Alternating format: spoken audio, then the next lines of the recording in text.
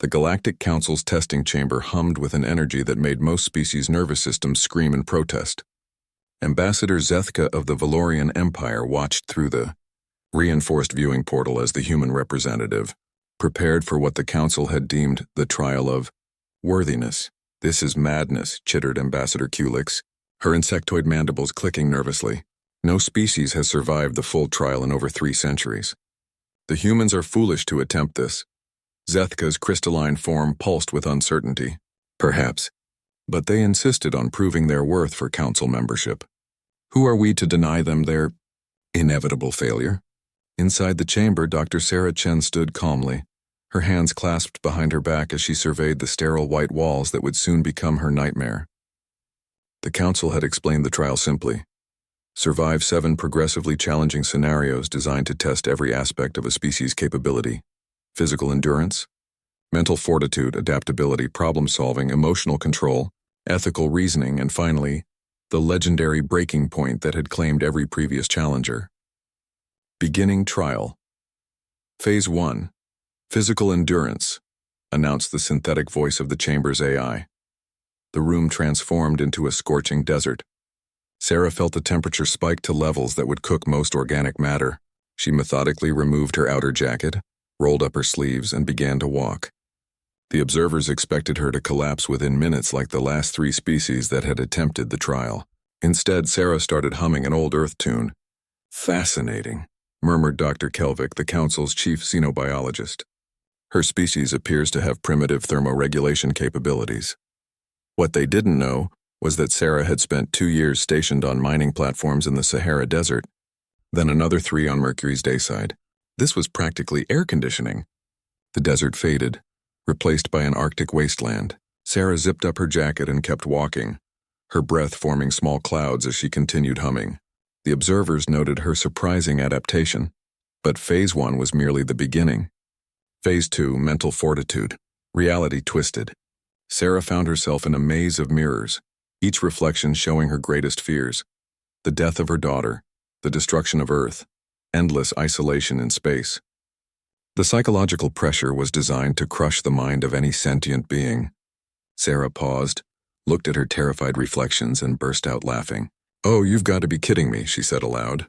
"I've been a single mother, worked 3 jobs to put myself through medical school, and survived the Martian plague outbreak of '89. You think showing me my anxieties is going to break me? Honey, I live with these fears every day and still get up to save lives." She walked through the maze with confidence, occasionally stopping to wave cheerfully at her horrified reflections. Ambassador Zethka's crystalline form had begun flickering rapidly, a sign of deep confusion among his people. "How is she? Enjoying this?" Phase 3. Adaptability. The chamber became a complex ecosystem with rapidly changing environmental conditions: gravity shifts, atmospheric composition changes, radiation spikes. Sarah adapted to each change with the fluid grace of someone who had spent years working in space stations, underwater labs, and hostile alien environments.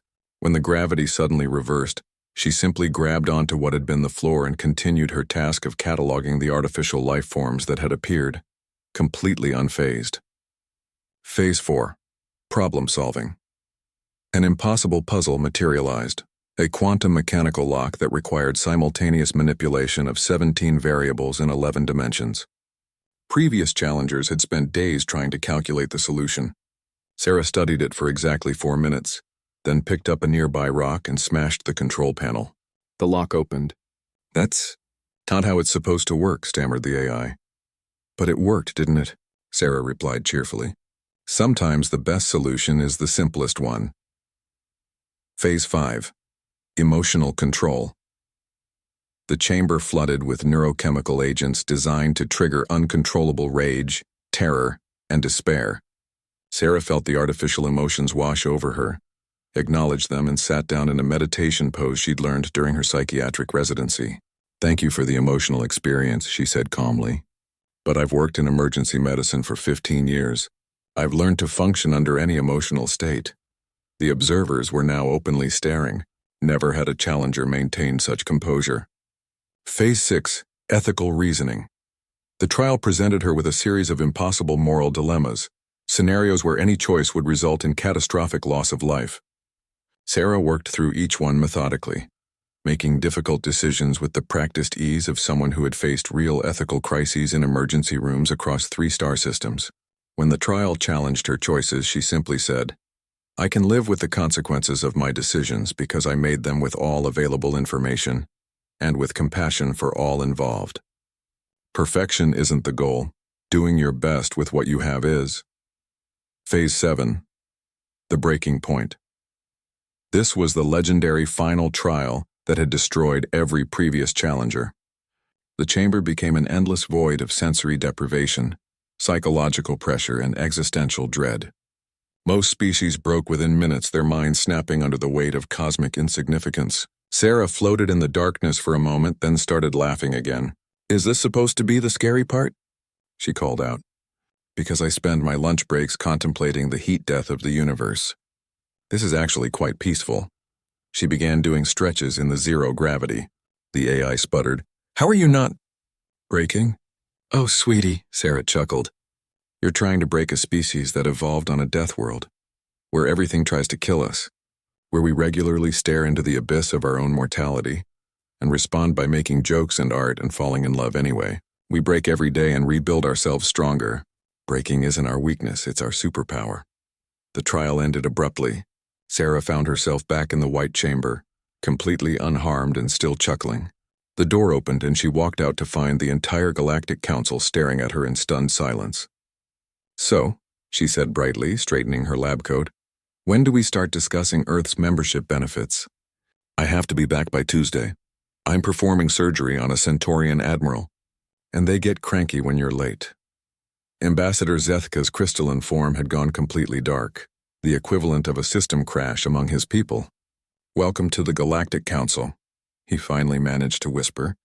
Sarah Chen, humanity's representative, walked out of the chamber still humming that old Earth tune, leaving behind a room full of aliens who had just learned a valuable lesson. Never underestimate a species crazy enough to call their own planet mostly harmless, while living on a world that actively tried to kill them daily. The trial designed to break the strongest. Beings in the galaxy had met its match in a middle-aged human doctor who treated cosmic horrors the same way she treated a difficult Tuesday at the hospital, with competence, humor, and the unshakable confidence of someone who had seen it all before. And as she walked away, the council members could swear they heard her mutter, "Wait until they meet the rest of us."